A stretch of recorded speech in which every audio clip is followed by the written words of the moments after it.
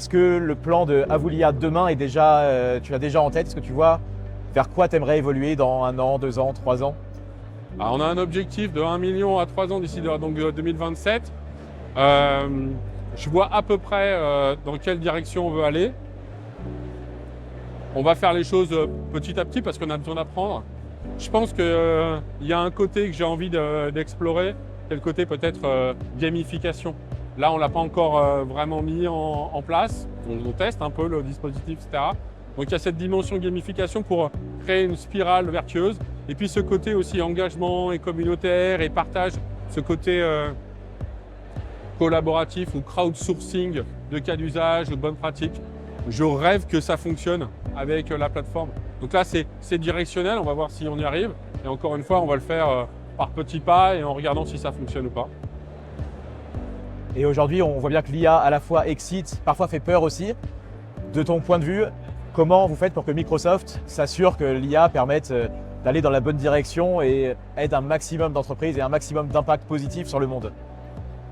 Il y a 2 dimensions dans ce que tu viens de dire. Il y a une dimension, c'est que effectivement, à la base, il faut qu'on ait une IA qui soit responsable.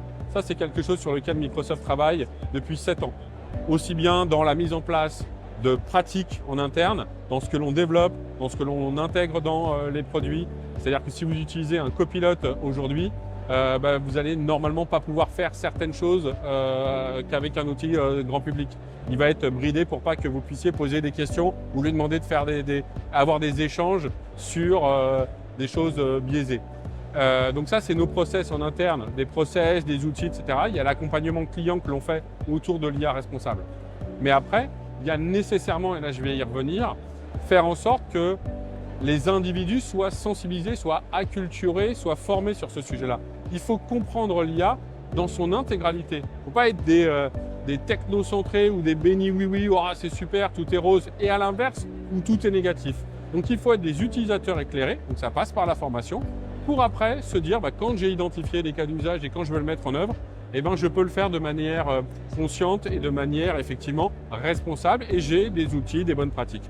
Et puis, si on veut une IA responsable, il faut aussi se dire on a une IA for good et mettre en place des opérations, comme on a déjà pu le faire, d'IA au service de start-up à impact, comme on l'a fait à ChangeNow avec Agorize, auprès aussi d'associations, parce que l'IA, c'est aussi une opportunité d'augmenter leur impact.